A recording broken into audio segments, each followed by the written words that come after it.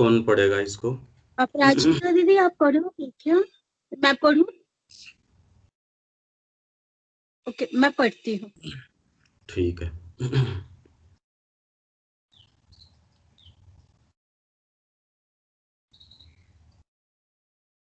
Page number 12. Effort gives joy. It is the effort which gives joy. A human being who does not know how to make an effort will never find joy. Those who are essentially lazy will never find joy. They do not have the strength to be joyful. It is effort which gives joy. Effort makes the being vibrate at a certain degree of tension, which makes it possible for you to feel the joy. But is the effort which gives joy an effort imposed by circumstances or an effort which makes for progress? You are mixing up two things, one physical, the other psychological. It is quite obvious that an act done because one has decided to do it and an act imposed by circumstances, more or less favorable, do not have at all the same result. It is known, for instance, that people who follow yogic discipline often fast.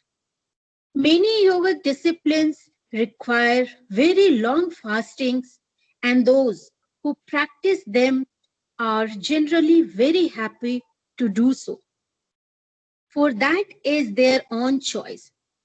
But take this very person and put him in circumstances where food is scarce, either because it cannot be had or because this person has no money, and you will see him in a lamentable state, complaining that life is terrible, though the conditions may be identically the same.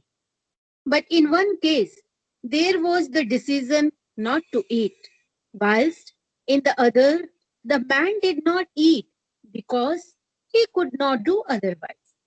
That is obvious. But this is not the only reason. भैया continue करो. हाँ, इसको एक बार पूरा पढ़ लेते हैं अपन।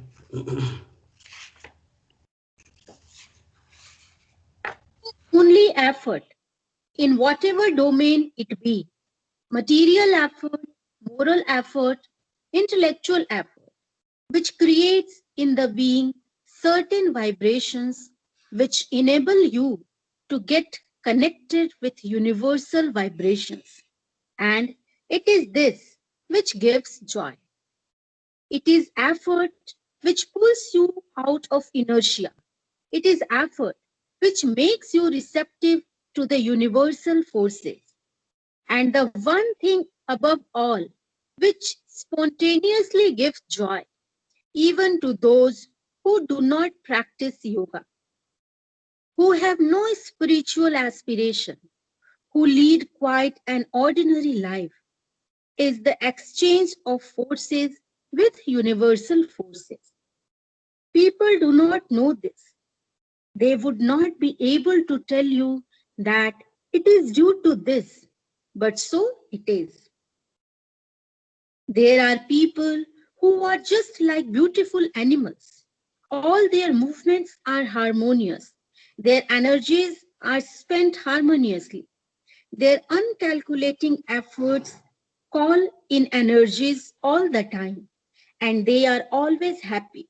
But sometimes they have no thoughts in their head. Sometimes they have no feelings in their heart. They live an altogether animalish life. I have known people like that, beautiful animals. They were handsome.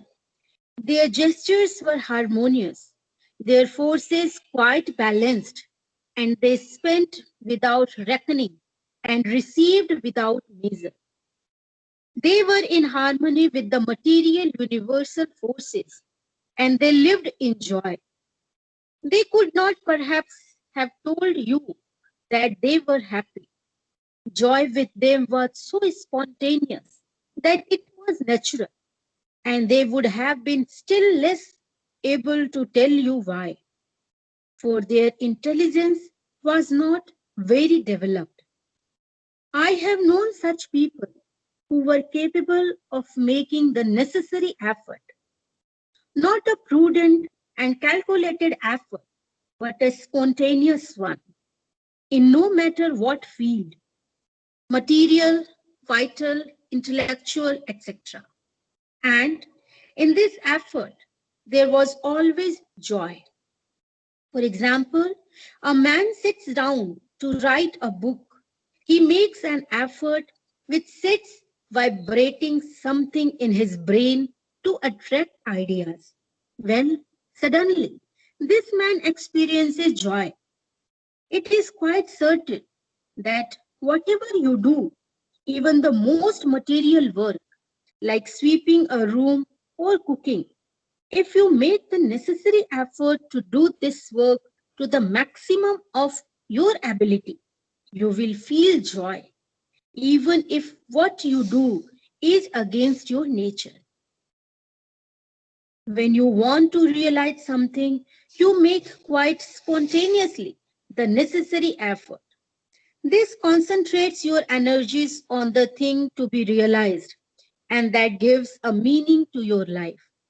This compels you to a sort of organization of yourself, a sort of concentration of your energies, because it is this that you wish to do, and not 50 other things which contradict it. And it is in this concentration, this intensity of the will, that lies the origin of joy. This gives you the power to receive energies in exchange for those you spend.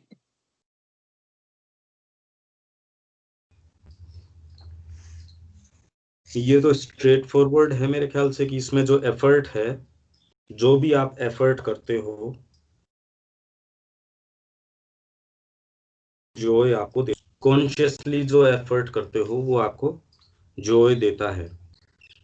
पर इसके अंदर थोड़ा ध्यान देने की बात तो एक तो जो माँ कह रही है उसमें शुरू के अंदर, कि एक तो आप एफर्ट करते हो, जैसे उन्होंने ये एक तो आपने फास्ट किया और एक आपको भोजन मिला नहीं, तो इन दोनों कंडीशंस में, एक में तो जिसमें आपने संकल्प से और भोजन को छोड़ा है, और एक के अंदर की आपकी मजबूरी है कि भोजन मिल नहीं रहा। दोनों कंडीशंस के अंदर फिजिकली सिचुएशंस तो एक जैसी हैं, पर जब आप कॉन्शियसली व्रत कर रहे हो और या फिर आपको भोजन मिल नहीं रहा, दोनों चीजों में अंतर है। इसलिए अब एफर्ट भी आप कौन से स्तर के ऊपर कर रहे हो उसके ऊपर है।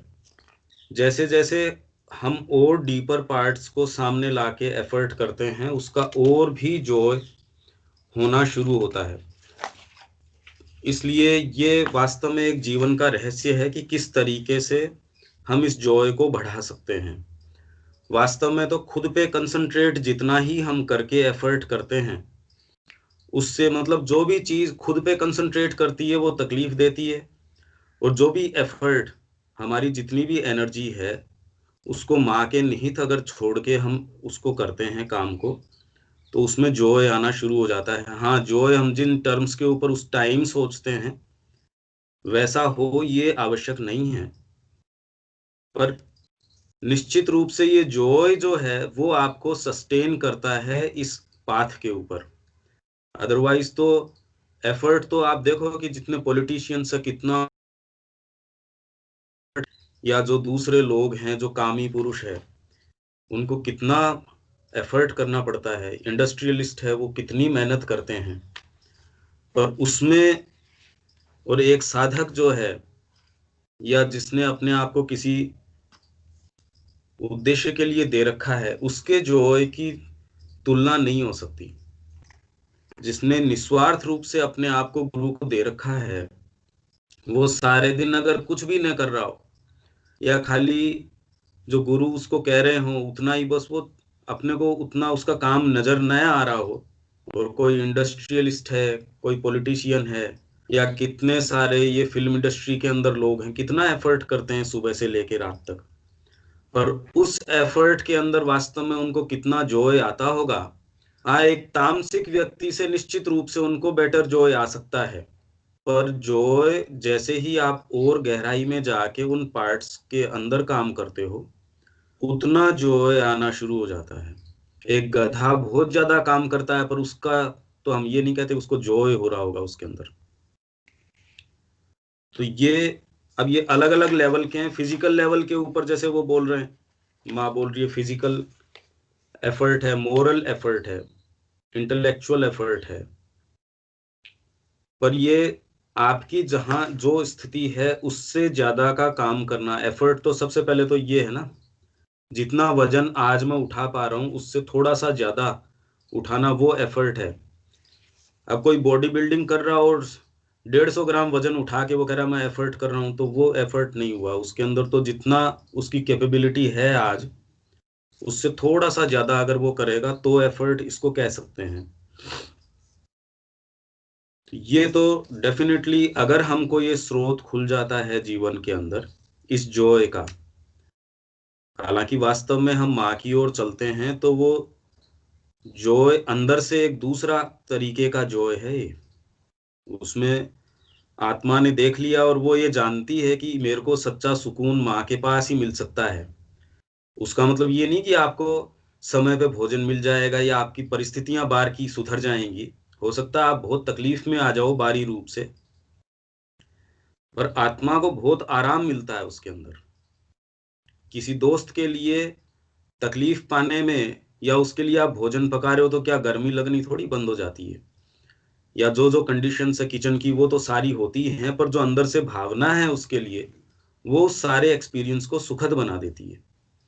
वैसे ही जब आप माँ के लिए जो भी काम करते हो, जितना उससे तुम प्रगाढ़ प्रेम करते हो, उतना ही उसके लिए गंभीर काम भी कर सकते हो।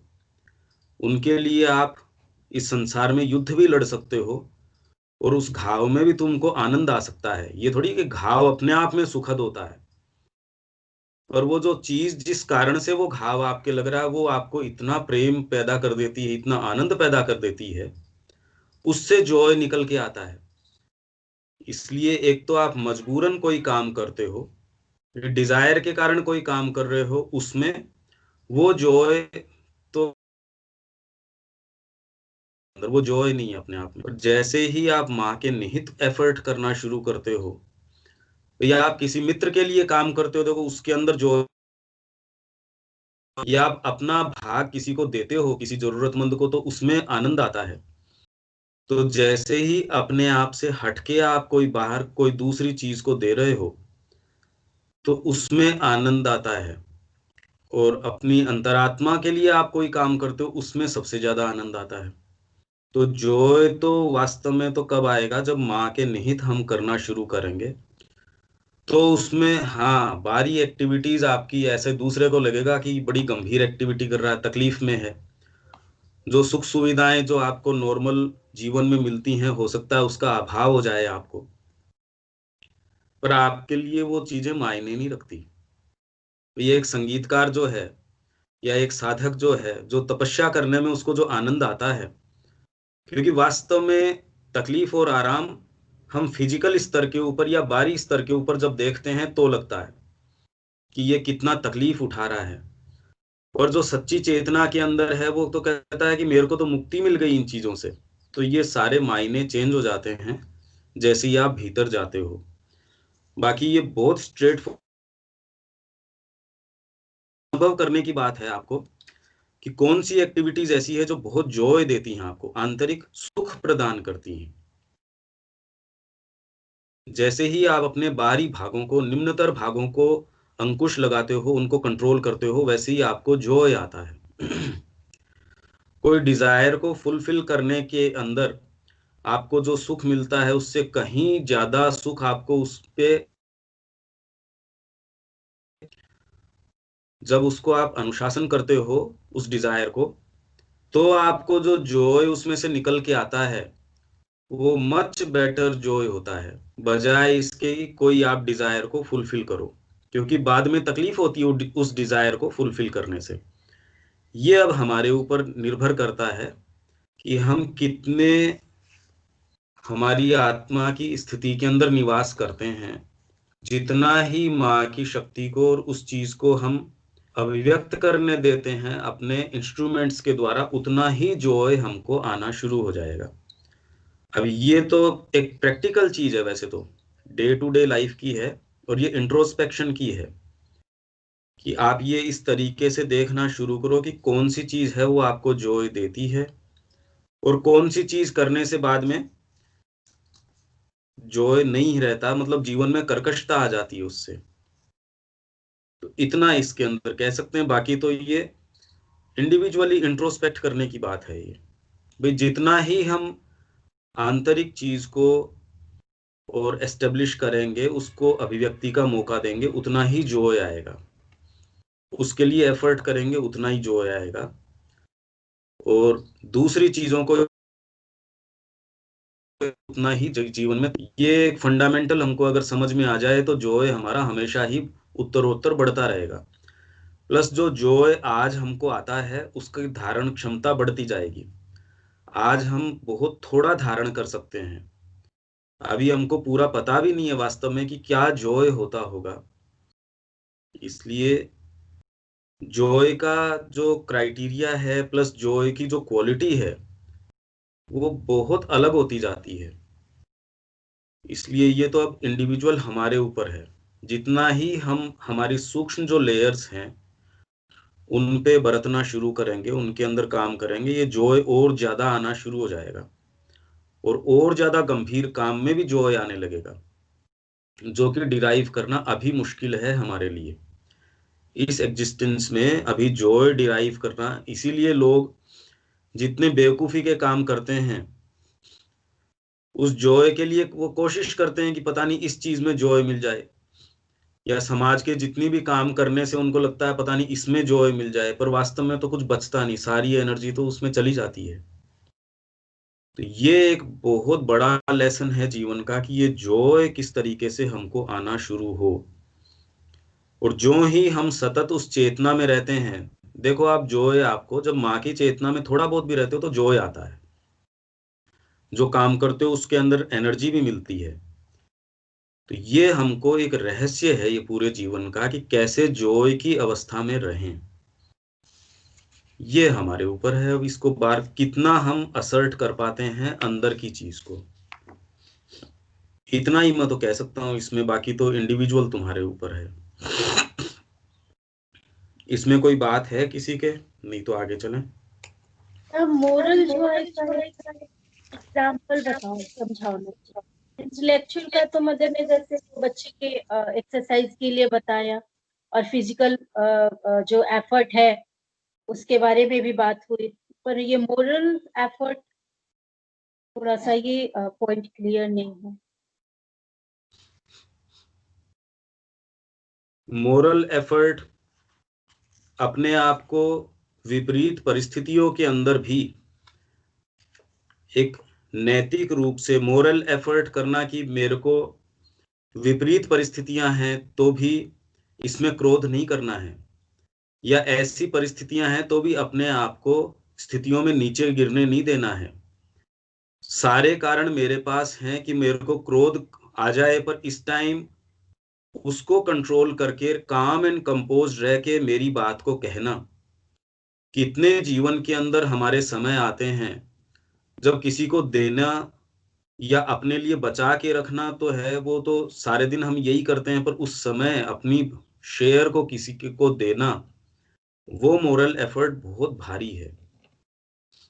मोरल एफर्ट नैतिक, नैतिक मतलब आप उसमें बाहरी रूप से तो आपको कोई ये नहीं कहेगा कि ये आपको करना है।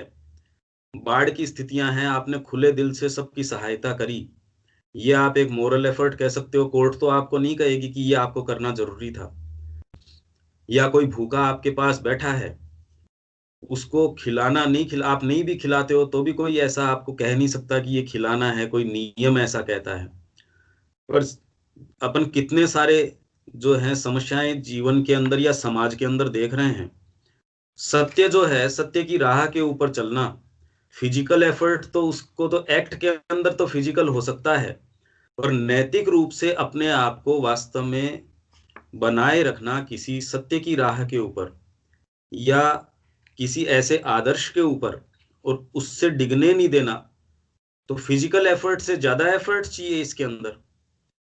कंडीशंस ऐसी हैं कि उसमें आप नीचे गिर सकते हो, पर मोरली अपने आप को उस समय कंट्रोल रखना, अनुशासन रखना, ये मोरल एफर्ट तो बहुत ज्यादा भारी है।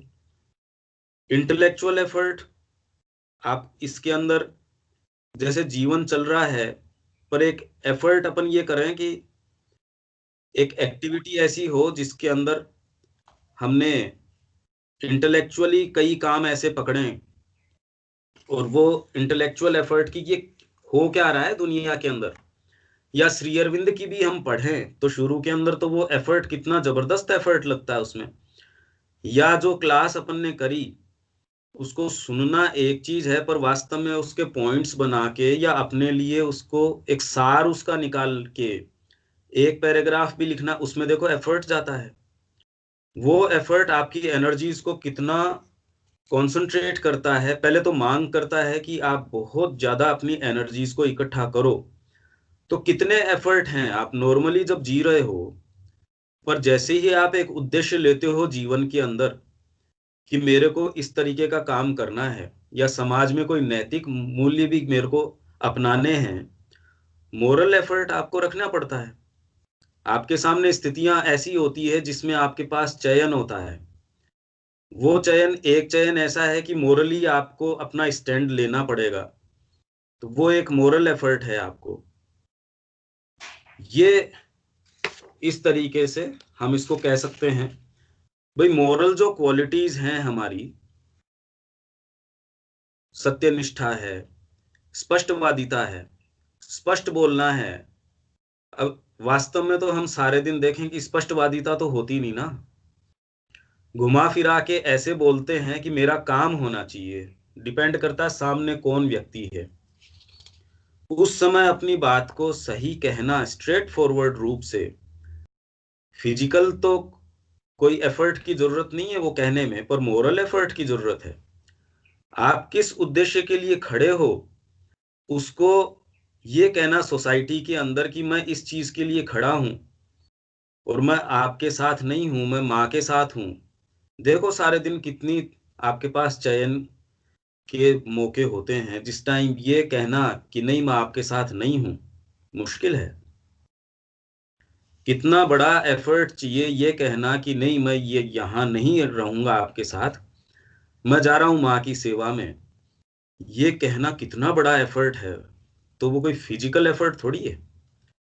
ये आपको फिजिकली कोई पहाड़ पे थोड़ी चढ़ना है उसके लिए, या कोई इंटेलेक्चुअल एफर्ट थोड़ी है कि आपको कोई ऐसे लिखना है या कोई भाषण देना है, या 20 जनों के सामने आपको खड़े होके कोई बात कहनी है, अपने जीवन का जो स्टैंड है वो लेना है। स्पेशली परिवार के सामने आपको कोई ऐसी चीज कहनी है कि नहीं मेरे को ये नहीं करना, देखो कितना मुश्किल है सोसाइटी के सामने फेस करना। पर ये एफर्ट कब है, जब आप उस बहाव के साथ चल रहे हो तब तो कोई एफर्ट लगता नहीं ना। जैसा वो दूसरे कर रहे हैं वैसे उसी के साथ शामिल हो जाना, उसमें तो एफर्ट लगता नहीं। पर अलग से आप अपना कोई स्टैंड रख पाओ और उसके लिए खड़े रह पाओ, इसमें एफर्ट की जरूरत है। तो ये मोरल एफर्ट है। ये तो बहुत और भी गहरा एफर्ट है। ये तो आपकी जो साइकिक जो चॉइस है उसको असर्ट करना है, और बाहर के लिए नहीं, अपने खुद के मेंबर्स के अंदर जो डाउट है उसके सामने उसको एफर्ट को रखना है कि नहीं मेरे को तो जीवन किसी डीपर चीज के लिए जीना है। देखो उस एफर्ट में कितना जबरदस्त। एक बार तो ये चॉइस जीवन भर नहीं ले पाता व्यक्ति। एज ए फेंस सिटर है वो, अपना बैठ के बाहर देखता जीवन भर रहता है कि करना मेरे को माँ का काम चाहिए, पर कर नहीं पाता। वो हमेशा ही एक ऐसी आधी अधूरी स्थिति में रहता है कि निर्णय ले नहीं सकता और करता है नहीं उस विषय में, तो पूरा जीवन उसका एक द्वंद के अंदर चला जाता है। पर उस द्वंद की बजाय आप एक डिसाइसिवली कोई निर्णय ले सको और उसको कर पाओ, आप इसको फील करके देखो कितना बड़े एफर्ट के डिमांड करता है, कितना बड़ा एफर्ट है उसके अंदर, कि आप अपने आप को प्लंज कर सकते हो किसी ऐसे उद्देश्य के लिए। भाई अभी अपन तो कोई उद्देश्य क्या लेके चल रहे हैं, अभी तो कोई उद्देश्य के लिए तो अपन एफर्ट कर नहीं रहे, बहुत मुश्किल ही है। तो माँ तो ऐसे मोरल एफर्ट की, इंटेलेक्चुअल एफर्ट की, कितने एफर्ट हुए हैं दुनिया के अंदर जो इंटेलेक्चुअल एफर्ट्स भी हैं, और आंतरिक, अपन तो आंतरिक एफर्ट की बात कर रहे हैं कि वो एफर्ट करें और अपने सारी चीजें उसके तरीके से चलना शुरू हों। तो ये अलग अलग तरीके के एफर्ट हैं, और जितना ही हम एफर्ट करते हैं उतना जॉय आना शुरू हो जाता है। और जितना गहरा एफर्ट करते हैं, फिजिकल एफर्ट करने वाला व्यक्ति जो है, एक तामसिक व्यक्ति जो काम नहीं करता, उससे मच बेटर कंडीशन में होता है, वो खुश होता है। जो आदमी काम करता है वो एक तामसिक व्यक्ति से मच बेटर कंडीशन में होता है। वैसे ही जब आप मोरल एफर्ट करते हैं, आप दान करते हैं, या कोई भी आप एफर्ट करते हैं, एफर्ट का मतलब कि आप एक सामान्य जीवन के अलावा आप कोई एक्टिविटी करते हैं। कि आपने सपोज, जैसे अपन ये एक एक्टिविटी कर रहे हैं अभी, तो अपना जीवन इससे पहले भी जा रहा था, पर इस एफर्ट से एक अलग से आनंद आना शुरू हुआ। इससे कितनी सारी चीजें हम सीखते हैं। तो यूनिवर्सल एनर्जीज हमको हमारे थ्रू गुजर के अपना काम करती हैं। तो जितनी हम एनर्जी दे रहे हैं, अब इसमें मेंटल एफर्ट भी है, साइकोलॉजिकल एफर्ट भी है। हम अंदर से अपने आप को जितना इसमें और कंसंट्रेट करते हैं, उतना ही अनुभव और गहरा हमको प्राप्त होता है। तो और अंदर, जितना अंदर हम जाके उस एफर्ट के हिसाब से शुरू करेंगे, इसकी कोई लिमिट नहीं है कि ये आनंद आपको किस सीमा तक आ सकता है। अब ये हर जने के ऊपर निर्भर करता है कि वो इस एग्जिस्टेंस में से कितना जॉय निकाल सकता है। आप जितना चाहे उतना जॉय निकाल सकते हो, ये एक कला है। तो पूर्ण रूप से अपने आप को कोशिश करना माँ के लिए देने की, वो आपको इतना आनंद देगा। उस आनंद, वही आनंद तो सस्टेन रखता है उस पाथ के ऊपर। अदरवाइज तो जितने लोग जितना भी गंभीर काम करते हैं, कौन सी चीज है जो उनको उस पे थामे रखती है? अंदर से जो आनंद उनके अंदर आता है, विषम परिस्थितियों में, मतलब बाहरी परिस्थितियां भी उसकी बहुत खराब हों, तो भी वो आनंद है उसको जब थामे रखता है। तो ये हम सब के ऊपर निर्भर करता है कि अब हम किस स्तर के ऊपर ये आनंद को ले सकते हैं। क्योंकि बाहरी जो सीमाएं हैं वो हमने अपने खुद ने डाल रखी हैं। वो सीमाएं, बाहरी कोई भी सीमाएं हैं नहीं। तो वो सीमाएं अंदर से तोड़ के ये एफर्ट हम करना शुरू करें, तो जॉय आना शुरू हो जाएगा। ये माँ कह रही है।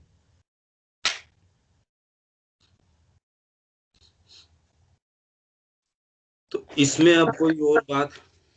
हाँ भैया, मेरे को डाउट है। हाँ, जैसे हमने सोच रखा है, हमने एफर्ट दिया है कि आज पूरे दिन हम कुछ बुरा नहीं बोलेंगे, तो ये कॉन्शियस लीक कर रहे हैं हम। बुरा नहीं बोलने से भी ऐसा जॉय एक्सपीरियंस हो नहीं रहा है, और जब अनकॉन्शियस हो रहे हैं तो बुरा बोलने लग रहे हैं। तो फिर ऐसा जब सिचुएशन हो तो हर टाइम कॉन्शियस रहेंगे, इसका सोल्यूशन है?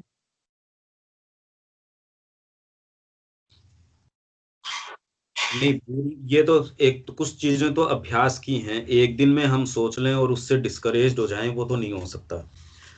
प्लस ये छोटी छोटी चीजें जो हैं, ये वास्तव में तो किसी पर्सपेक्टिव में होनी चाहिए।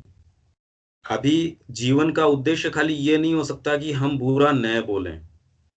पर्सपेक्टिव तो जीवन का ये होना चाहिए कि अभी जीवन में मेरा मेन उद्देश्य क्या है, उस उद्देश्य के अंदर अब चीजों को फॉल करना चाहिए, उसके दायरे में आना चाहिए। खाली ये एक अपने आप में इंडिविजुअल चीज नहीं हो सकती कि मेरे को बुरा नहीं बोलना चाहिए, या ऐसी हजार तरीके की चीजें हो सकती हैं, पर हमको एक लार्जर पर्सपेक्टिव में जीवन के विषय में सोचना पड़ेगा। भाई आपको क्या पता कि आपका हार्श बोलना और किसी के लिए लाभकारी हो सकता है, तो ये निर्णय आपके जीवन के निर्णय के ऊपर निर्भर करेगा। हाँ, एक डिसिप्लिनरी बेसिस के ऊपर कि मेरे को अपनी बात को सही रूप से कहना आना चाहिए, वो तो एक पर्सनैलिटी के डेवलपमेंट के हिसाब से हजार तरीके की चीज है और वो हर जने के लिए इंडिविजुअल है।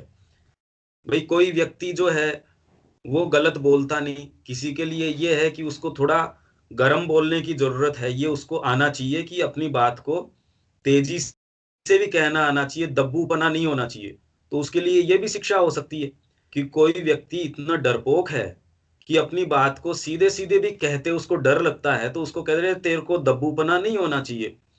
और कोई व्यक्ति इतना उग्र है कि छोटी सी भी बात को इतनी जोर से उग्रता से बोलेगा, उसके लिए उस उग्र जो उसका नेचर है उसको हो सकता है कंट्रोल करना जरूरी है। पर मेन मुद्दा इसके अंदर ये नहीं हो सकता कि मेरे को खाली वाणी के ऊपर ऐसे करना है या किस चीज के ऊपर करना है। ये तो एक एक पत्ते को रंग करने की सी बात हुई। पर अभी अपन तो मेन चीज जिसके ऊपर जाना चाह रहे हैं कि जीवन के उद्देश्य के बारे में बहुत कॉन्शियसली हम सोचें। और ये सारी जितने भी हमारे क्रियाकलाप हैं, वही हमारी सोच है, हमारी भावनाएं और हमारी क्रियाएं हैं, वो कोई दायरे के अंदर तो हों। पहले ये यात्रा जो है उसका पहले गंतव्य एक फिक्स करना पड़ेगा, तो उसके आधार के ऊपर ये तय होगा कि हम जो बोल रहे हैं वो मर्यादा में है या नहीं है।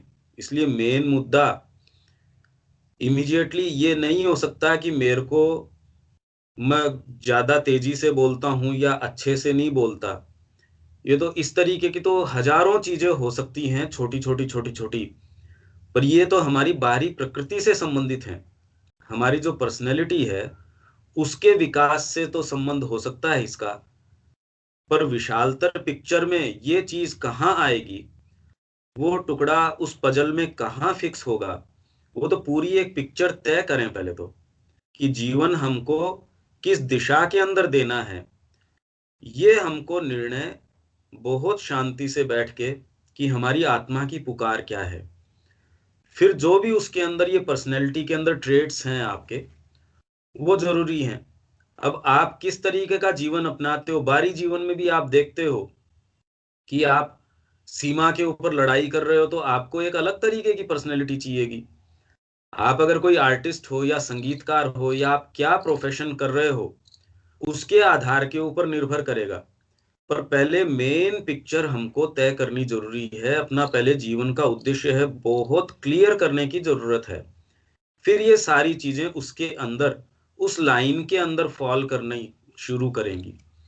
ये तो फिर डिटेल की बातें हैं, पर डिटेल निर्भर करती है मेन पिक्चर के ऊपर। आप किस तरीके की डिजाइन आपके घर की बना रहे हो उसके ऊपर निर्भर करेगा अब आपको कि कमरे के अंदर किस तरीके का फर्नीचर आएगा, या आपकी रसोई किधर होगी, या चीजें किस तरीके से क्या होंगी। वो फिर डिटेल की बातें हैं। पर मेन मुद्दा तो अभी तो जीवन के उद्देश्य का चल रहा है, उस बारे में तो हमको बहुत क्लियर होनी जरूरी है। भाई आपका जीवन जो है वो नीरसता के अंदर या तकलीफ में बीत जाए कि आत्मा एक चीज कहती हो और बारी इससे कोई दूसरी चीज, आप बहुत बारी रूप से बहुत अच्छा बोलते हो पर आत्मा आपकी तकलीफ में हो, तो आप कभी भी अच्छा वास्तव में बोल नहीं सकते, क्योंकि आप अंदर से तो तकलीफ में हो। आप सुखद तो तब हो सकते हो जब आप वास्तव में आत्मा के संपर्क में होंगे, तभी आप अंदर से सही बोलोगे। जिससे बोलोगे सही बोलोगे तो सारे इनकी जड़ वास्तव में तो ये है कि आप अपने अंदर से जुड़ोगे, तब आप मोरली भी एफर्ट ठीक करोगे, इंटेलेक्चुअली भी एफर्ट ठीक करोगे।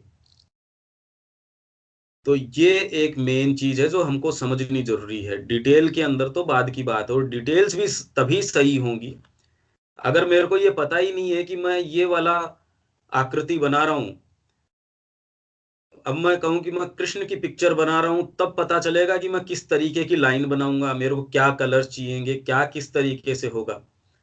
डिटेल की बातें तो उस पे निर्भर करती हैं कि मेरा मेन प्रारूप या नक्शा क्या है।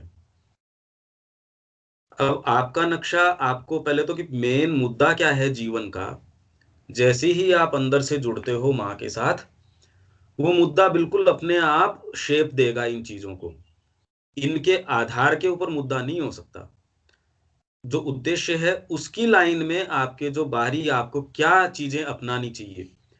अब योग का मार्ग कौन सा अपनाना चाहिए, ये क्योंकि हजारों तरीके की पद्धतियां हैं। अब आपने पहले ये चयन ही नहीं किया कि आपकी अंदर से डिमांड क्या है, और आप बिना उस चयन के कोई भी एक पद्धति को लेके चल पड़ो, वो तो वैसा ही हुआ कि आपने पहले ये तय किया नहीं कि आपको जाना कहाँ है, और आप बस में बैठ गए बिना उस गंतव्य को जाने हुए। तो वो, अब कितनी अच्छी बस है और सीट कितनी अच्छी हो तो डिटेल की बाद में की बातें हैं। अब सीट के आधार पे थोड़ी आप चयन करोगे कि आपको दिल्ली जाना है या बंबई जाना है। अब उसके आधार पे आप चयन करोगे भी, बंबई की आपको 10 ट्रेन है, अब इसमें चयन करोगे बंबई जाना है, पहले तो मेन उद्देश्य आपका तय हो गया। अब आपका टाइम कि कौन से टाइम पे जाना है, तो शुरुआत हमको सही छोर से, सही एंड से शुरुआत करनी पड़ेगी, उद्देश्य से शुरुआत करनी पड़ेगी। और ये सारी बातें डिटेल की हैं, क्योंकि ऐसी डिटेल तो और हजार होंगी कि आपको करना क्या चाहिए। भाई आप कौन सा पकवान बना रहे हो उस पे फिर अब आप क्या, आपकी डिटेल है वो निर्भर करेगी। डिटेल पे थोड़ी कोई चीजों वो आपका उद्देश्य है वो निर्भर करेगा। तो पहले शुरुआत हमको जीवन के उद्देश्य से करनी पड़ेगी, और वो अपने आप ही उद्देश्य जो है कि क्या आपको कैसे बोलना चाहिए, कैसे नहीं बोलना चाहिए। भाई आप एक छोटा सा कोई फील्ड पकड़ते हो, आप कोई सेल्समैन बनते हो किसी कंपनी के, ऑटोमेटिकली कंपनी आपको अगर गलत बोलते हो आप उस प्रोफेशन में रह ही नहीं पाओगे। आप टीचर बनते हो और आप दुर्व्यवहार करते हो बच्चों के साथ, ऑटोमेटिकली आप उस प्रोफेशन में नहीं रह पाओगे। या आप सीमा के ऊपर चले गए और आप बहुत सॉफ्ट बोलते हो तो आपको निकाल दिया जाएगा वहां से कि गोली चलाओ, यहाँ तो बात ही दूसरी है। तो अब पहले तो ये चयन करो कि आपके जीवन का उद्देश्य क्या है, और उद्देश्य माँ के चेतना में निवास करना है तो माँ अपने आप कर लेगी ये डिटेल तो। ये तो फिर डिटेल की बातें हैं, इसलिए मेन प्रश्न ये नहीं हो सकता। मेन प्रश्न तो ये है कि प्रश्न मतलब मेरा डाउट ये है कि अगर पता है कि माँ के जीवन में रहना है या माँ के जीवन, तो भी अननोइंगली हम वही करते हैं जो हम चाहते हैं। कॉन्शियसली जब नहीं है, अनकॉन्शियस है, तो भी हम अपने बुरी चीजें ही लोअर वाइटल में, मेरे साथ है ऐसा मोस्टली है कि करते हैं। तो फिर पता है कि माँ का काम करना है तो वैसा तो नहीं होना चाहिए, या तो हम क्या करें कि हम उस ओर आगे बढ़ें। मेरा ये डाउट है कि अगर मदर कह रहे हैं हम माँ के लिए काम करना है, तो हम क्या करें कि हमें पता हो या हमें नहीं भी पता हो तो हम वो काम कर रहे हैं, हमें ऐसा हो कि हम मदर के लिए काम कर रहे हैं। बस ये मेरा पूछना है। मैं कुछ कहूँ क्या? हाँ जी। जी मैं बिल्कुल। ये कहना चाहता हूँ कि माँ के लिए काम करने का सबसे हम लोगों को ध्यान रखना चाहिए कि आपस का सामंजस्य हमारा कहीं मतलब गड़बड़ नहीं हो जाए। कभी कभी क्या होता है कि हम माँ का नाम लेते हैं और अपने ईगो के लिए काम करते हैं, इसलिए हर परिस्थिति में हार्मोनी को जो है कभी भंग नहीं होने दें। और न तो हम यह सोचें कि किसी को सही बोलेंगे या स्पष्ट बोलेंगे तो वह नाराज हो जाएगा, क्योंकि हमारा उद्देश्य उसको प्रसन्न करना नहीं है। हमारा लक्ष्य है कि माँ की बताई हुई शिक्षा पर चलना। ये थोड़ा मेरा विचार जो था सामने रखा, साझा किया। देखिए उम्मीद है। हाँ नहीं, ये आप ठीक कह रहे हैं। इसके अंदर पर ये जो अपराजिता कह रही है वो तो और भी फंडामेंटल बात है। वो तो तब की बात है जब हम एक कम्युनिटी के अंदर रह रहे हों। पर इसके अंदर मूल प्रश्न तो अभी भी ये रह जाता है कि अभी ये खाली एक मानसिक विचार या भाव हो सकता है कि हम माँ के लिए काम करें। ये खाली पहले तो ये वास्तव में तय करें कि खाली एक विचार या भाव नहीं है कि मैं इसके अलावा रह ही नहीं सकता। जब आपके ये स्थिति हो कि माँ के अलावा मैं रह ही नहीं सकता और उसके जो परिणाम होंगे देखा जाएगा, कि मेरे से दूसरा जीवन जिया ही नहीं जा सकता, मेरी एनर्जी एक सेकंड भी माँ के अलावा किसी दूसरी चीज के लिए नहीं है। जब ये भाव सबसे पहले आना शुरू हो, क्योंकि सामंजस्य तो आंतरिक होता है। देखिए, हम एक मानसिक सामंजस्य बिठाने की कोशिश करेंगे कि किसी से जो है जोर से नहीं बोलना चाहिए, या हम जिसको सामंजस्य कहते हैं वो बिठाने की कोशिश करेंगे। पर भगवान कृष्ण ने तो सामंजस्य वैसा बिठाने की कोशिश नहीं करी। भाई, जिस मानसिक या जो हम जिस सामंजस्य की बात कह रहे हैं, अर्जुन तो उसी सामंजस्य की बात कह रहा था कि मैं इनको नहीं मारना चाहता, पर भगवान कृष्ण तो कह रहे सबको मार डाल इनको। तो सामंजस्य जो है वो आत्मा में निवास करता है। इसलिए जब हम अंदर से माँ से जुड़ेंगे तभी वास्तव में सामंजस्य क्या है उसके मायने पता चलेंगे। भाई, हमने एक मानसिक नियम तय कर लिया कि मेरे को मीठा पसंद है तो किसी को भी मैं मीठा देता हूं तो उसके लिए कल्याणकारी है। अब ये एक मानसिक नियम हो गया, मैं मार डालूंगा किसी को मीठा खिला के, और किसी को कड़वा खिला के अगर उसका जीवन बच सकता है। तो इसलिए अब सामंजस्य का मायने क्या होने चाहिए? सामंजस्य के, आप जब अंदर से जुड़ेंगे, जब आप माँ की चेतना में निवास करेंगे, तभी आपकी उपस्थिति मात्र जो है वो सामंजस्यपूर्ण होगी। ऋषि कोई जानवर को कहता थोड़ी है कि तेरे को अपना बैर भाव छोड़ के और आश्रम में इतना अच्छे से रहना है। हम जब आश्रम के वर्णन सुनते हैं जहाँ हिंसक पशु भी अपना वो स्वभाव छोड़ के और कितना प्रेम से रहते हैं, आपको क्या लगता है उनको स्कूल में बिठा के पढ़ाते हैं वो कि सामंजस्य में रहना चाहिए? वैसा नहीं होता है। जब आप अंदर अपनी चेतना में निवास करते हैं, सामंजस्य सहर्ष हो जाता है। एक माँ है, वो बच्चे को डांटती है, मारती है, फटकारती है, तो भी बच्चा उसको छोड़ थोड़ी देता है। तो भी वो जानता है मेरी माँ है और मेरे भले के लिए कर रही है। इसलिए बाहरी एक्सप्रेशन एक चीज है और आंतरिक भाव दूसरी चीज है। हम अपने ग्रुप में देखिए, बाहरी रूप से तो आजकल कितनी कंपनीज है या कितने इंस्टीट्यूट्स आपको सिखाते हैं कि जीवन में ऐसे बोलना चाहिए, इस तरीके से व्यवहार करना चाहिए, पर हमारा ग्रुप तो कम से कम वैसा नहीं है। हमारा एकमात्र हर चीज के अंदर प्रश्न और उत्तर खाली ये हो सकता है कि माँ की चेतना से कैसे जुड़े, क्योंकि जहां तक सामंजस्य की बात है वो भी वो चेतना ही तय करेगी। भी कारण क्या है? क्योंकि हम सारे के सारे अलग अलग, मानो माँ के पूरा एक देह है, उसकी कोशिकाएं हैं। उसमें सामंजस्य तो तब बैठेगा जब हम मेन जो जो माँ की विल है उससे जुड़ जाएंगे।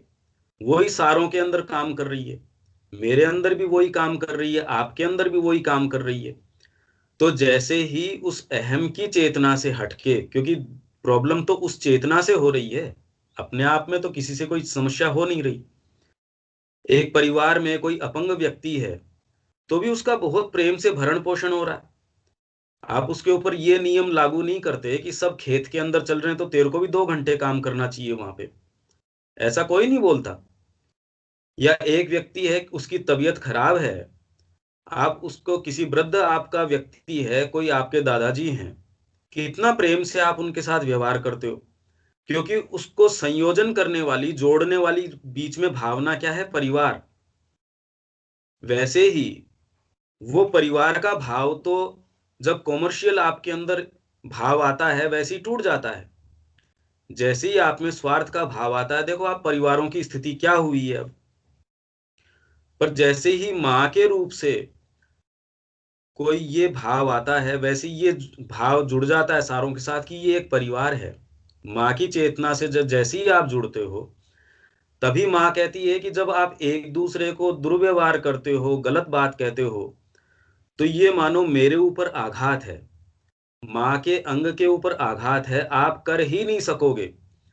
देखिए, जब तक आपको इस विषय में सोचना पड़ता है कि आप एक हाथ से दूसरे हाथ को चोट नहीं पहुंचाएंगे, तब तक आप वास्तव में उस चेतना में हैं नहीं। तो आप बाहरी रूप से चोट न पहुंचाओगे, तो भी आप अंदर से तो आप उन चीजों से भरे रहेंगे। तो इसलिए वो कभी भी सच्चा समाधान नहीं हो सकता। हाँ, बाहरी रूप से आप एक्सप्रेस नहीं करोगे, शुरुआत है, और वो सफल नहीं हो सकती जब तक कि आप अंदर से उस चीज से मुक्ति नहीं पाएंगे। इसलिए सच्चा सामंजस्य तभी हो सकता है जब आप उस चेतना से जुड़ेंगे। भाई, आप अपने एक हाथ दूसरे को चोट पहुंचा के थोड़ी कि ये कहेगा या ये सोचेगा कि मेरा हाथ कहीं गलती से चोट नहीं पहुंचा दे दूसरे के। आप इस चीज को कभी भी सोचते थोड़ी हैं ऐसे, इस तरीके से। इसलिए जब तक आपको इस विषय में ऐसा सोचना पड़ता है, तब तक आप सच्ची स्थिति में हैं ही नहीं। जैसे आपके लिए असंभव हो जाएगा कि आप किसी के लिए कोई ऐसी चीज करें जिससे उसके आघात लगे। आप उसको खारी से खारी दवाई भी दे देंगे क्योंकि आप उसके भले के लिए करेंगे। भाई, माँ के पत्र उत्तर देखो, श्री अरविंद के पत्र और उत्तर देखो उनके, ऐसी स्पष्ट रूप से लोगों को वो डांटते भी हैं, समझाते भी हैं। और वो जो साधक है वो जानता है कि ये मेरे कल्याण के लिए कर रहे हैं जो भी कर रहे हैं। इसलिए जहां तक सामंजस्य की बात है, वो आंतरिक रूप से हो सकता है। और ये ही बात इसके लिए जो अपराजिता प्रश्न कर रही है, वो ही मूलभूत बात ये है कि जब तक हम अंदर से नहीं जुड़ जाते और माँ के साथ रहने में हम और कोई दूसरा काम न सोच सकते न कर सकते, जब तक वो हमको इतनी अच्छी न लगती हो कि हम और कोई दूसरा काम कर ही नहीं सकते, तब तक तो अभी तैयारी मात्र है। तो उसमें तो सारी चीज जो है उपयोगी हो सकती हैं, और उसके लिए इंट्रोस्पेक्शन है कि कौन सी चीज मेरे को उसकी तरफ लेके जा रही है। पर बाद में ये सोचना नहीं पड़ता। आप ऐसा सोच के नहीं करते हो कि मेरी कोई ऐसी एक्टिविटी है जो माँ की तरफ लेके जा रही है या नहीं लेके जा रही है। आप जीवन भर ऐसा सोचते थोड़ी रहेंगे। फिर आप बिल्कुल जानते हैं ये चीज कि मैं कोई दूसरी चीज कर ही नहीं सकता। पर शुरुआत के लिए ये ठीक हो सकता है। तो ये बात तो मेरे ख्याल से क्लियर होनी चाहिए। हेलो भैया। हाँ जी। हाँ, एक प्रश्न है मेरा। बताइए। जैसे हम देखते हैं कि जैसा हमारा यंत्र होता है उसी प्रकार से हमारा जीवन भी होता है। तो जो हमारा यंत्र है, मन है, प्राण है, शरीर है, तो ये अभी जिस अवस्था में है हाँ। उसी उसी प्रकार का हमारा जीवन है। तो ये जो हमारा यंत्र है, इस यंत्र में माँ का प्रकाश कैसे आए, दिव्य स्पंदनों का वाहक ये कैसे बने, किस तरीके से ये तैयार बने ताकि वो सामंजस्य में आए या माँ के लिए जिए। तो ये तो बहुत एक लंबा प्रोसेस हो सकता है, लेकिन आप ये बताइए प्रैक्टिकल रूप से कि ये कैसे तैयार बने। हमारा जो यंत्र है, जो अभी जिस अवस्था में है, उस अवस्था से ये ऊपर की अवस्था में कैसे जाए। क्योंकि जब ये बिल्ली है तो म्याऊं ही बोलेगी, कितनों हम समझाएंगे। लेकिन ये जो अभी हमारा जो ये यंत्र है, ये अभी जिस अवस्था में पड़ा हुआ है वो उसी तरीके से उसका जीवन है। तो इस यंत्र के अंदर भगवान का प्रकाश कैसे आए, अंतरात्मा का प्रकाश कैसे आए, ये एक बात सामने आ जाती है। आप इसको गलत रूप से प्रश्न को रख रहे हो। एक तो इसमें जैसा हमारा यंत्र है वैसा हमारा जीवन है, ऐसा नहीं है। क्योंकि ये जो मन, प्राण और शरीर धारण किया है, अगर हम इस कहानी को शुरू से शुरू करें तो आप अपने यंत्र के बारे में भी पूरे सचेतन नहीं है। एक चीज, आप अपने शरीर को अपना मानते हैं, पर वास्तव में तो देखिए कि भौतिक प्रकृति को भी आप उतना बारीकी से नहीं देख सकते। उसमें भी माँ की चेतना कितनी बारीकी से काम करती है। आपके जाने अनजाने आपके शरीर में वृद्धि हो रही है, आपका शरीर बनता है, आपका शरीर वृद्धि भी कर रहा है, आपकी कोशिकाएं बढ़ रही हैं, आपका हार्ट भी चल रहा है, माइंड भी चल रहा है। तो हम अपने आप को जितना छोटा एक यंत्र मान रहे हैं वैसा है नहीं। सबसे पहले तो हम पहले बात तो यंत्र के विषय में अगर स्थूल रूप से भी देखें तो हम यंत्र के विषय में पूरा नहीं जानते हैं। हम अपने भौतिक शरीर की क्रिया की, खुद के शरीर के बारे में ही कितना जानते हैं? बहुत कम जानते हैं। फिर हमारी भावनाएं वगैरह हैं कहाँ से उठती हैं, उसके स्रोत के बारे में भी हम नहीं जानते। हम अगर हमारे माइंड है और उसकी जो संभावनाएं हैं, हम अपने माइंड को जितना छोटा समझते हैं, हमारा माइंड उतना छोटा नहीं है। तो सबसे पहले तो यही बात है कि हम इसकी क्रिया को अगर समझना शुरू करें तो इनकी निहित जो शक्तियां हैं वो खुलनी शुरू हो जाती हैं। अभी तो अपन गहरी चीज की तो बात ही नहीं कर रहे। अभी हमने अपने आप को जितना सीमित मान रखा है, हम विज्ञान कहता है, इवन विज्ञान ही कह रहा है कि हमारे अंदर लेटेंट इतनी संभावनाएं हैं।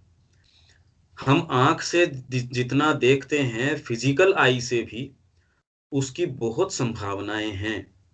हमारी इंद्रियां जितना परसीव करती हैं, हमारी इंद्रियों की भी बहुत, जितना हम अभी देख कर पा रहे हैं, जैसे ही हम उसमें और कंसंट्रेशन डालते हैं तो आपकी इंद्रियों की शक्ति भी बढ़ जाती है। तो आप ये कहते हैं कि मेरा ये यंत्र है, तो यंत्र अभी तो हम उसको भी अपनी ऑप्टिमम, उसकी जो लेवल है उस पे काम नहीं कर रहे हैं। दूसरे जैसा हमारा यंत्र है वैसा हमारा जीवन है, ऐसा नहीं है। ये इसमें थोड़ा सा हमको अंतर करना चाहिए। ये मन, प्राण और शरीर, ये हमारा जो साइकिक है वो धारण करता है। आप इस बारे में सचेतन नहीं हैं, पर जो चीज इसको धारण करती है वो सचेतन रूप से धारण करती है। और अपनी स्थितियां जो हैं, जिन स्थितियों के अंदर उसको अपने अनुभव बटोरने हैं, उन स्थितियों को भी वो सचेतन रूप से और अपनाती है। इसीलिए आप जिन कंडीशंस में हैं, हम अगर गहराई से सोचें तो उनका क्या कारण है कि भाई मैं एक अमुक परिवार में जन्म लेता हूं, या एक अमुक कोई देश के अंदर जन्म लेता हूं, या जाति में जन्म लेता हूं। हमारी वो बाध्यता बाहरी रूप से हम कह सकते हैं, पर वो चुनाव हमने नहीं किया, वो चुनाव तो अंतरात्मा करती है उन कंडीशंस का। इसलिए उसका एक सर्टेन उद्देश्य है। हमारा जो मेन काम रह जाता है अभी सबसे पहले, कि उस चेतना से जाके पहले उसका साक्षात्कार करना। जैसे ही हम साक्षात्कार करते हैं तो उसका जो डिजाइन है वो यहाँ किस लिए आया है, इस यंत्र के थ्रू वो क्या करना चाहता है, उस बारे में हम सचेतन होना शुरू होते हैं। दूसरे, अगर यंत्र के हिसाब से आप कह रहे हैं मन, प्राण और शरीर के हिसाब से जीवन होता, तब तो आप कभी प्रगति नहीं कर सकते थे। वास्तव में इसी बुक में आप थोड़ा सा आगे चलेंगे तो सामने आगे माँ कह रही है कॉन्शियसनेस एंड इट्स इंस्ट्रूमेंट्स, इसी बुकलेट के अंदर 18 नंबर पेज के ऊपर है। तो जिस यंत्र की बात करते हैं, there are two things to be considered, दो चीजें हैं, consciousness and the instruments through which consciousness manifests, जिसके द्वारा ये चेतना अपने आप को अभिव्यक्त करती है। इसलिए ये कितना सशक्त आपका इंस्ट्रूमेंट है, माँ और श्री अरविंद ने पहली बार इसके ऊपर इतना एफर्ट किया कि आपको इंस्ट्रूमेंट को भी सशक्त बनाना है जिससे कि उस चेतना को धारण कर सके। पर श्री अरविंद ने कहा यदि कोई ये कहे कि एक ही चीज को आप ले सकते हो, आइदर तो इंस्ट्रूमेंट या फिर चेतना, तो फिर इसमें चूज करने के लिए, वर्ण करने के लिए कोई चयन नहीं रह जाता। तब आप अंदर जो आंतरिक आपकी चेतना है उसका वर्ण करते हैं। वही ट्रेडिशनल स्पिरिचुअलिटी यही तो थी। वो अपने मन प्राण शरीर को बिल्कुल नकार के और जंगल में चले जाना, कि जीवन को बिल्कुल लात मार के वो जंगल में चले गए। तो अपने इंस्ट्रूमेंट को उन्होंने दरकिनार कर दिया, क्योंकि ये विभेद उन्होंने किया कि आत्मा जो है वो ही सर्वोपरि है और मन प्राण शरीर वास्तव में इतने ज्यादा उच्छृंखल हैं, कुत्ते की पूंछ की जैसे हैं। जैसे विवेकानंद जी कहते हैं कि ये कुत्ते की पूंछ है जो सीधी नहीं होती, तो इसको छोड़ दो कैसे भी फटाफट, इसको परेशान मत हो इसको सीधा करने में। तो पहली बार माँ और श्री अरविंद ने ये कहा कि चेतना जो है वो सर्वोपरि चीज है, पर यहाँ पृथ्वी पे हम उसके मैनिफेस्टेशन के लिए हैं। बाकी तो आत्मा ने जब ये मन प्राण शरीर धारण किया है तो आप तो एक बंधन में हो सकते हैं, आत्मा की तो कोई बाध्यता नहीं है कि इन परिस्थितियों में आए और इन परिस्थितियों के अंदर काम करे। तो वो ऐसी परिस्थितियों के अंदर इससे निकल भागने के लिए नहीं आई है। तो ये दो चीजें हैं, चेतना और आपके इंस्ट्रूमेंट्स। तो आपको जो प्रश्न इसमें करना चाहिए कि चेतना का विकास एक चीज है, और फिर बाद में जितना ही आपका चेतना का विकास होगा, देखिए इंस्ट्रूमेंट आपका बहुत अच्छा है, रेडियो आपका बहुत अच्छा है, पर उसकी अच्छाई इस पे निर्भर करती है कि वो कितने स्टेशंस है उनको ट्यून करके सही तरीके से बजा पाता है। पर अगर स्टेशंस मिल ही नहीं रहे उसको, तो अपने आप में इंस्ट्रूमेंट क्या करेगा। तो इंस्ट्रूमेंटेशन अभिव्यक्ति के लिए जरूरी हो सकता है, पर आपका जीवन जो है वास्तव में तो अंतरतम आपकी चीजें हैं वो इसके द्वारा अभिव्यक्त करती हैं। और जितना ही आप अंदर से खुलते जाते हैं, इंस्ट्रूमेंट भी खुलता जाता है। कितने साधक ऐसे हैं जो माँ और श्री अरविंद के पास जब गए और धीरे धीरे जब आप उनका विकास देखते हैं, उनके मन का इतना विकास हो जाता है, भावनाओं का इतना विकास हो जाता है, शरीर की क्रियाएं हैं उनका इतना विकास हो जाता है जो संभव ही नहीं था। श्री अरविंद कहते हैं कि फ्रीडम मूवमेंट के अंदर, और उस समय श्री अरविंद के समकालीन उनके इतने मित्र रहे, फ्रीडम मूवमेंट में इतने दिग्गज थे जिनके अंदर इतनी इतनी संभावनाएं थी। तो श्री अरविंद ने कहा कि मेरे से भी जबरदस्त उनके अंदर बुद्धि की क्षमताएं थी, पर अब जब मैं देखता हूं योग के कारण मेरी जो क्षमताएं जितनी हो गई हैं, वो दूसरे तो बहुत छोटे दिखते हैं अब मेरे को। इसलिए आपका इंस्ट्रूमेंट भी है वो सच्चे मायनों में तब डेवलप होता है जब आप आंतरिक रूप से डेवलप होते हैं। तो इन चीजों में आप थोड़ा अंतर कीजिए। आपका जीवन है वो वास्तव में तो आपकी चेतना को रिफ्लेक्ट करता है। आपके इंस्ट्रूमेंट्स जो हैं वो जितना बिल्कुल स्पष्ट रूप से आपकी चेतना को और रिफ्लेक्ट कर पाते हैं, उसको अभिव्यक्त कर पाते हैं, उतनी ही उनकी महत्ता है, उतने ही वो अच्छे हैं। और अपने आप में अच्छाई उनकी कोई नहीं है। भाई माँ इस समय आपके गले से जो संगीत निकालना चाहे, आपका पांडित्य तो इसमें है ना कि माँ जो स्वर निकालना चाह रही है वो स्वर आप बिल्कुल सही तरीके से बजा पा रहे हैं, वो सच्चा स्वर है। आप में खूब पांडित्य है, माँ आपसे एक ध्वनि निकलवाना चाह रही है, आप पांडित्य के कारण दूसरी ध्वनि निकाल रहे हैं, तो आपका इंस्ट्रूमेंट अच्छा नहीं है। इसलिए आपकी चेतना आपके इंस्ट्रूमेंट के द्वारा कितना अभिव्यक्त कर पाती है, उसी को सिंसियरिटी बोलते हैं, उसी को फ्लॉलेस बोलेंगे। भाई आप जिस माध्यम से जो चीज रिफ्लेक्ट करना चाह रहे हैं, टीवी के माध्यम से, टीवी अच्छा कौन सा है, आप जो प्रसारण करना चाह रहे हो, टीवी अगर बीच में अपना दिमाग लगाने लगे और जो आप कार्यक्रम देख रहे हो उसमें बीच बीच में कुछ करना शुरू कर दे, तो सोचो कैसा होए। तो हमारा इंस्ट्रूमेंट जो है उसकी तो वो कितना सही है वो इस पे निर्भर करता है कि माँ की वाणी को या माँ की जो चेतना है उसको हम कितना फ्लॉलेसली सच्चाई से हम अभिव्यक्त कर पाते हैं।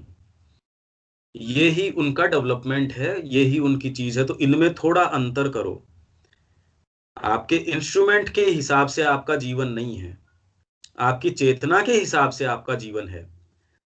भाई आपकी जो चेतना होगी वैसा ही आपको संसार नजर आएगा। तो जो ट्रूथ आपको नजर आता है आत्मा के अंदर वैसा ही आपको दिखता है, वैसा ही आपके विचार होता है। आप जीवन के विषय में अगर एक छोटा व्यू लेते हैं, आप इधर तो ये ले कि माँ का ही पसारा है पूरे विश्व में, तो देखो आपके विचार, आपके भाव, आपकी एक्ट्स सब चेंज हो जाते हैं। जो पॉलिटिशियन है क्या उसकी बुद्धि कुशाग्र नहीं होती? जो एक साधक है हो सकता है उसकी बुद्धि इंस्ट्रूमेंट बोल के और बहुत तेज हो, या एक योगी है उससे मजबूत शरीर भी हो सकता है किसी पहलवान का, या कोई संगीतकार है उसका गला बहुत अच्छा तैयार हो सकता है किसी साधक से।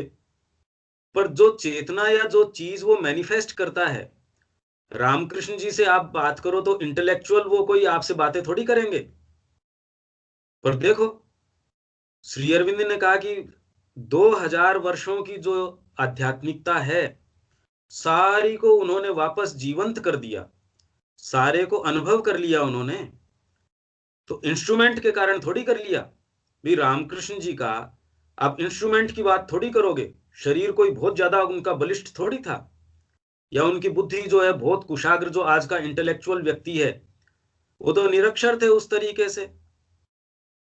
तो इन दोनों में कितना तुरंत अपने को स्पष्ट पता चलता है कि जगत का वर्णन या जगत हमको अपनी चेतना के तरीके से नजर आता है।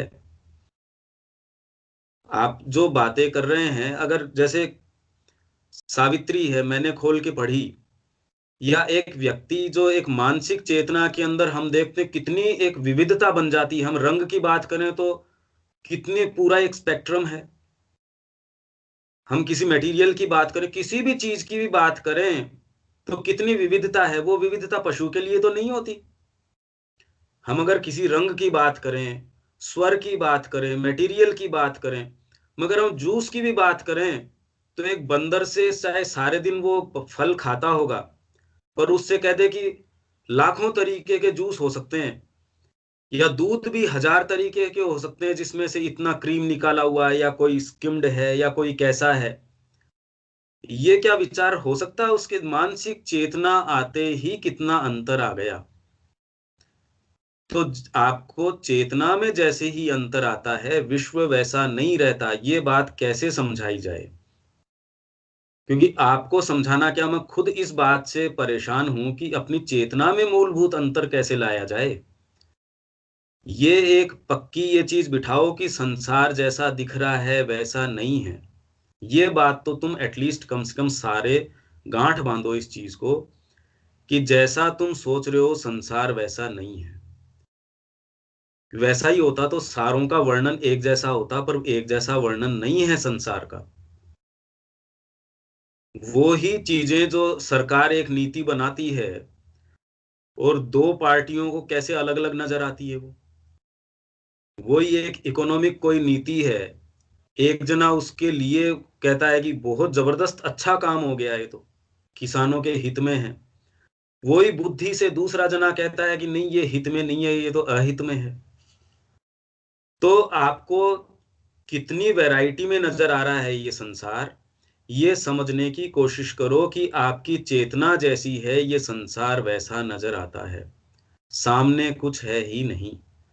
तो मेन मुद्दा अब जीवन में जो रह जाता है कि चेतना में मूलभूत परिवर्तन, कि माँ के अलावा वास्तव में कोई दूसरी चीज नजर आती है तो वो धोखा ही धोखा है, वो 100% धोखा है। अब वो कैसे नजर आए, तो जीवन का मेन अपना मकसद ये रह जाता है कि सारी चीज में माँ की क्रिया या माँ की शक्ति के दर्शन कैसे हों। बाकी सारी चीज और सारा जगत उस पर निर्भर करता है कि आपकी चेतना क्या है। इंस्ट्रूमेंट उसको अभिव्यक्त करने के लिए है। ये इंस्ट्रूमेंटेशन अभिव्यक्ति के लिए है। भाई आप क्या सोचते हो, शारीरिक रूप से और माँ के जो शारीरिक शक्ति थी और प्रणबदा की जो शारीरिक शक्ति थी आश्रम में ही, तो प्रणबदा की वास्तव में महत्ता तो इसमें थी कि वो माँ के बॉडीगार्ड थे। आज उनके जो जीवन का जो महत्ता है चंपकलाल जी की, वो अगर माँ के सेवक नहीं होते तो कौन पूछता उनको, ये बताओ, कौन नाम जानता उनका? या उन्होंने अपने जीवन में जो जॉय की भी अभी हम पढ़ रहे हैं, क्या जॉय रहता।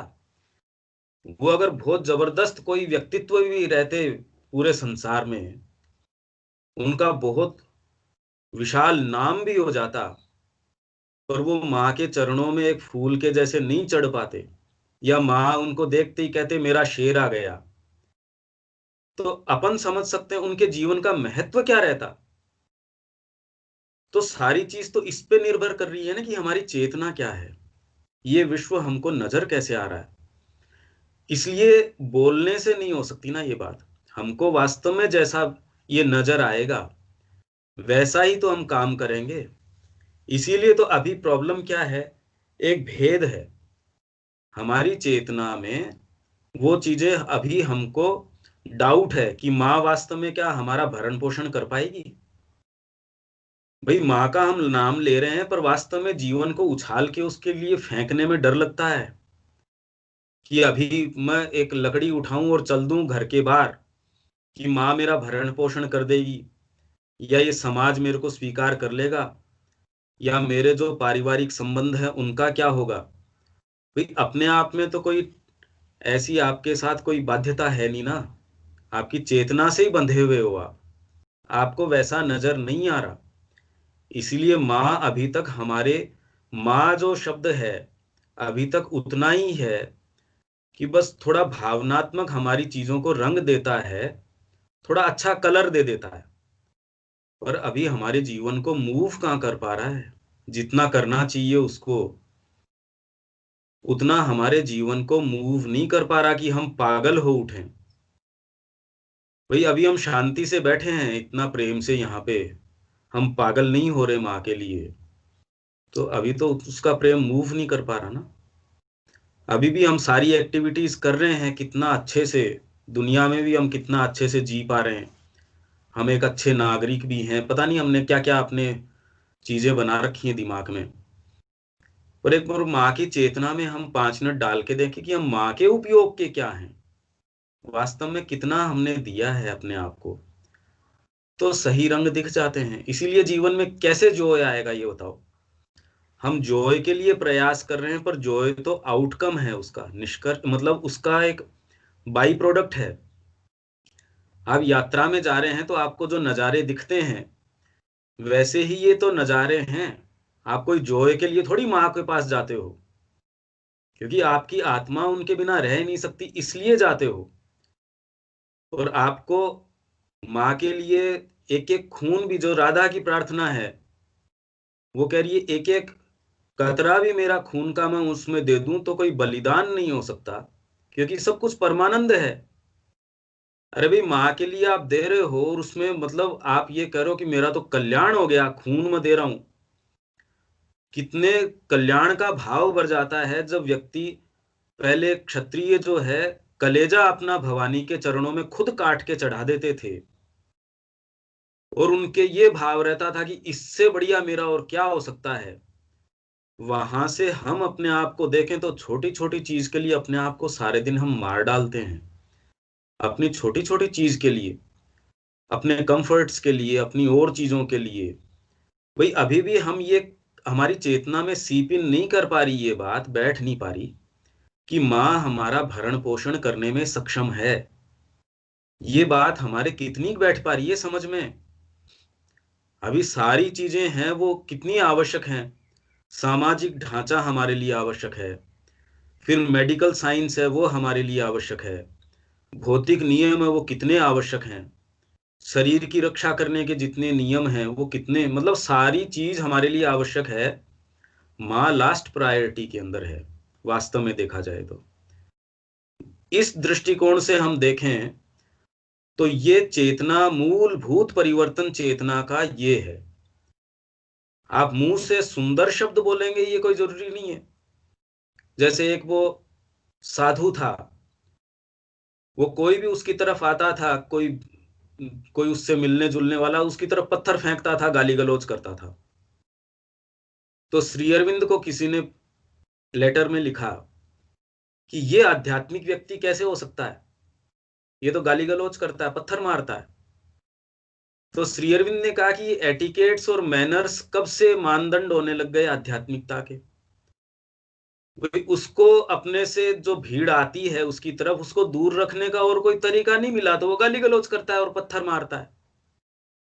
भाई ये कोई बहुत अच्छी स्थिति नहीं है, पर इसके कारण आप ये कह दो कि ये आध्यात्मिक नहीं है, तो फिर तो जो बहुत अच्छे एटिकेट्स आजकल जिन लोगों के हैं, अब कोई एयर होस्टेस आपको कहे कि हैव ए नाइस डे, तो उससे कोई मतलब आपसे कोई बहुत प्रेम है क्या उसको?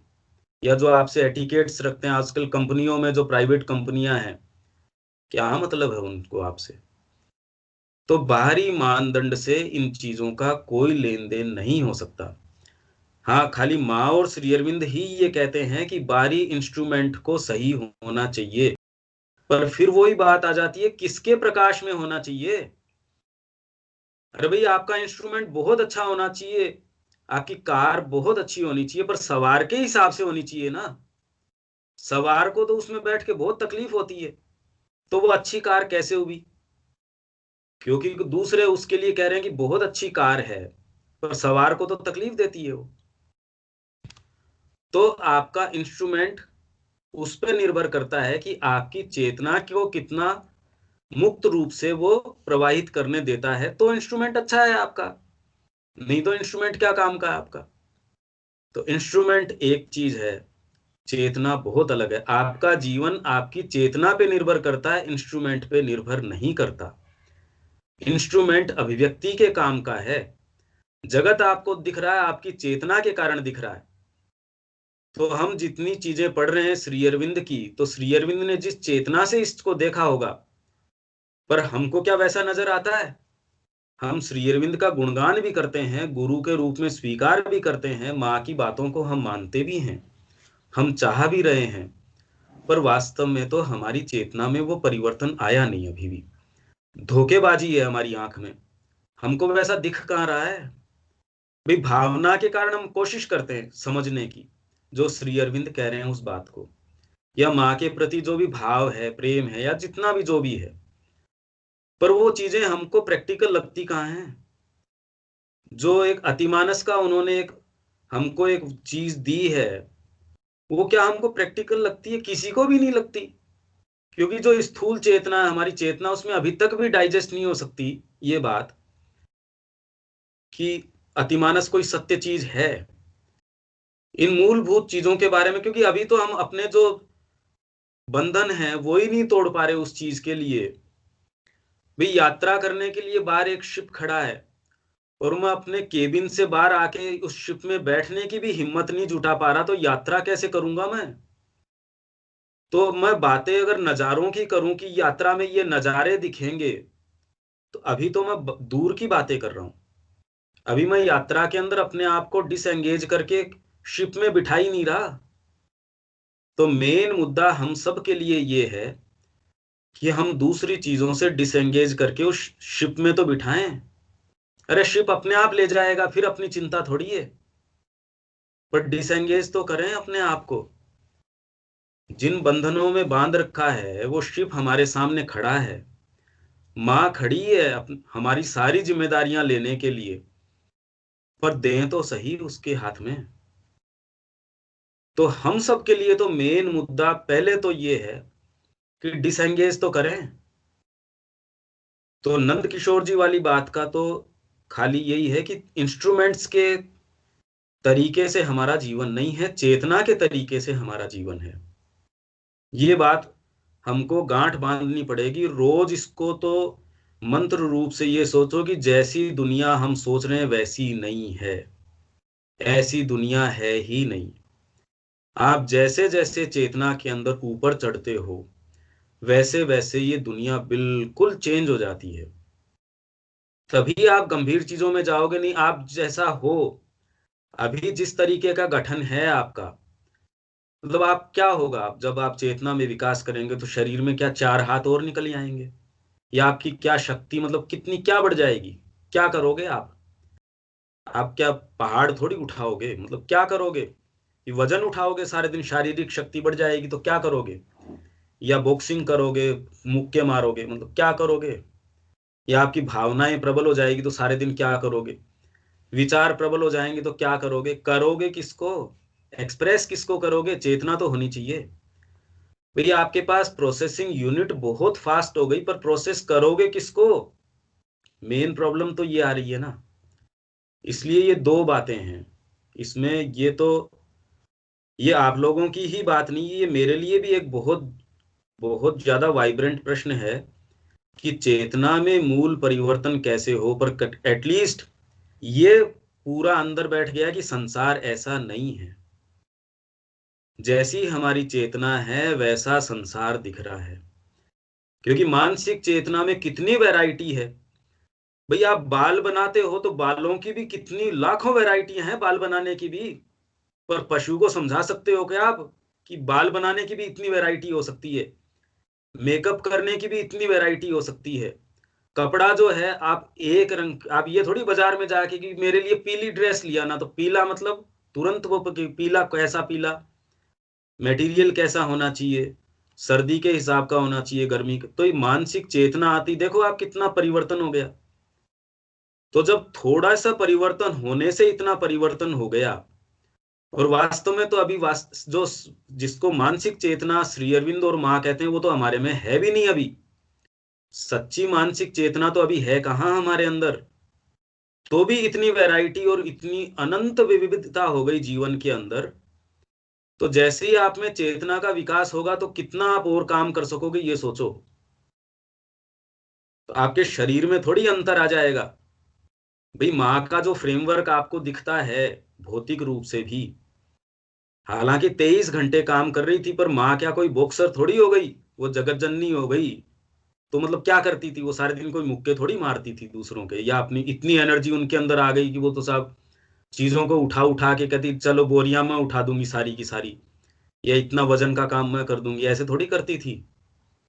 या रामकृष्ण जी ने सारी आध्यात्मिकता को अनुभूत कर लिया तो क्या करते थे, वो बैठ के पागल थोड़ी हो गए थे। ये हमको समझने की जरूरत है कि वो जगत में जो मैनिफेस्ट उन्होंने किया, वो मैनिफेस्टेशन अंदर से होता है, बाहर से नहीं है। ये कम से कम इस चीज के गांठ बांधो, ये अंदर बिठाओ कि जगत ऐसा नहीं है। तो मेन हमारे लिए प्रश्न ये है कि चेतना में विकास करें। हम जैसे हैं, थोड़ा सा अंतर आते ही पशु चेतना में और मनुष्य की चेतना में इतनी विविधता हो सकती है। देखो आप क्रिएशन कितना विविध हो गया, कंपनियां खुल गई, कितने कितने सब्जेक्ट्स हो गए, कितनी साइंस हो गई। अब एक पशु को थोड़ी पता एस्ट्रोलॉजी या ये होती है, या एस्ट्रोनॉमी ऐसी होती है, या नैनो टेक्नोलॉजी ये है, या ऐसे आपको खेती करनी है। मतलब मनुष्य खेती करके भी परेशान है, और पशु जो है कोई खेती नहीं करता। तो आप कह दो देखो पशु कितना खुश है। अगर आप जोए या बिना जोए का मापदंड इससे करो कि पशु बेटर है मनुष्य से, कि ये खेती करने की जरूरत नहीं पड़ती पशु को, तो अपन कह देंगे अब तेरे को तो पता नहीं ना कि क्या बात है क्या नहीं है। वैसे ही जब चेतना में विकास होगा, उसके साथ जो जो आपके फील्ड खुल जाएंगे, कि माँ के पास जाने से, चेतना के विकास होने से आप में जो चेंजेज आएंगे, वो स्थूल दृष्टि से कभी पता चल ही नहीं सकता। तभी श्री अरविंद ने कहा कि चैतन्य महाप्रभु है पूरे भारत के अंदर, तो वो पूरे में चेतना का प्रसार कर सकते हैं, और लोग उनके पांव की धूल को चूमने के लिए नतमस्तक हो सकते हैं। यही अगर चैतन्य महाप्रभु लंदन में चले जाएं, तो लंदन वासी ये कहेंगे अरे पागल आ गया, कोई हिस्टीरिया है, इसको बेचारे का इलाज करवाओ। क्यों, उनको पता ही नहीं ना कि ऐसी कोई चेतना के स्तर होते हैं। इसलिए हम जब चेतना में निवास करना शुरू करेंगे, तो हमारे लिए जो अनंत चीजें खुल जाएंगी। अब संगीतकार जो है वो गाता है, हम सुन के भी थोड़ी उसका कितनी वैरायटी वो देता है हमको पता ही नहीं चलता। तो इसमें कमी सुनने वाले की है, कोई रिचनेस उसकी थोड़ी कमी है। वैसे ही संसार में माँ तो अपने आप को अबंडेंटली दे रही है, पर हम उसको सुन नहीं पाते, सेंस नहीं कर पाते। हमारे अंदर वो नेसेसरी रिसेप्टर्स नहीं है। भाई स्पेक्ट्रम तो इतना है कि कुत्ता जो है वो देख पाता है, हमारे से ज्यादा देख पाता है। जो चमगादड़ है वो सुन पाती है, या कई ऐसे जानवर हैं उनका देखने का और का स्पेक्ट्रम तो और भी अलग है ना हमारे से। तो हम ये कैसे मान सकते हैं कि मनुष्य जो देखता है या सेंस कर पाता है वो ही एक बस उतना ही दायरा है। तो जब फिजिकल सेंसेस का भी इतना बड़ा दायरा है, तो वैसे ही आपकी वाइटल एनर्जीज का भी बहुत बड़ा दायरा है। मेंटल एनर्जीज है उनका तो अनंत बड़ा दायरा है, और अंदर का तो कहना ही क्या है। तो इसीलिए ये विकास जरूरी है। ये तो बिल्कुल हम सारों को तो बिठा लेनी चाहिए, और ये बिठाते ही कि चेतना में विकास करना जरूरी है, जगत ऐसा नहीं है। तो ये करते ही जितना आग्रह और लड़ाई झगड़ा हम करते हैं इस जगत के लिए, उसमें थोड़ा सा तो कमी आएगी या सेंसिबिलिटी आएगी कि जगत ऐसा नहीं है। जगत का वर्णन बहुत अलग तरीके का है। तो नंद किशोर जी ये बात साफ है क्या? पता नहीं मैं कर पाया हूं नहीं कर पाया हूं। हाँ भैया ठीक है। और कोई बात है? नहीं तो इसको यहाँ आज बंद कर देते हैं।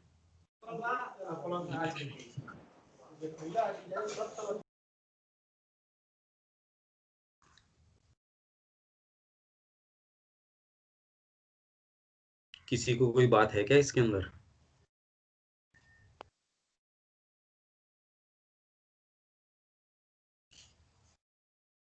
अब मुझे तो कोई प्रश्न नहीं है।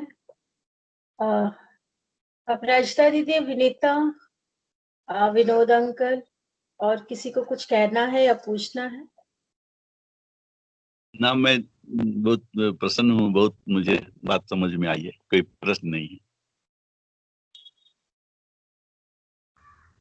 तो इसी से आज की बात को कंक्लूड करें कि ये जगत ऐसा नहीं है, और ये कंपैरिजन को ब्रूड करें हम एटलीस्ट इस वीक तो, क्योंकि ये आप लोगों के साथ ही नहीं मेरे साथ मैं खुद परेशान हूं इस चीज से कि हम किस तरीके से चेतना के अंदर विकास करें मूलभूत रूप से। सामने जो हमको रियलिटी लगती है वैसी रियलिटी नहीं है, जगत ऐसा नहीं है। तो जैसे मनुष्य है उन नए नियम बना लेता है जो पशु को तो बेचारे को पता ही नहीं है, तो चेतना के अंदर विकास करते ही आपके ऊपर वो नियम लागू नहीं होंगे। जैसे पांडिचेरी आश्रम में नए जगत का निर्माण कर लिया, माताजी और अरविंद जी ने एक पूरा जगत का निर्माण कर दिया भाई। और वो जगत ऐसा है कि आज भी अपने आप को अभिव्यक्त कर रहा है। वो थोड़ी है कि माँ और श्री की चेतना तो दिनों दिन बढ़ रही है, या जिन लोगों ने भी काम किया है वो चेतना बढ़ रही है।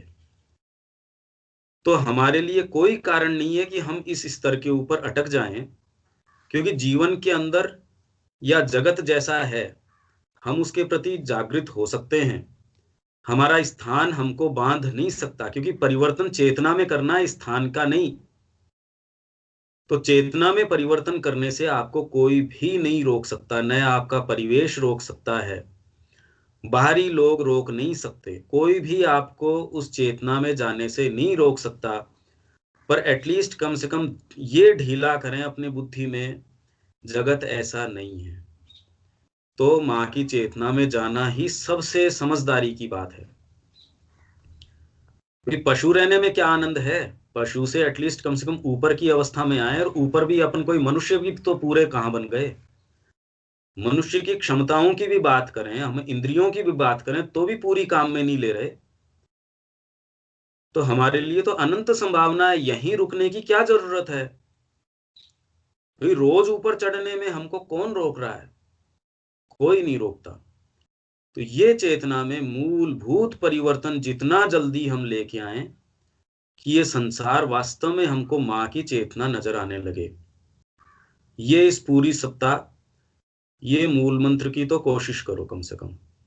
और अगली बार फिर मिलते हैं अपन, ठीक है?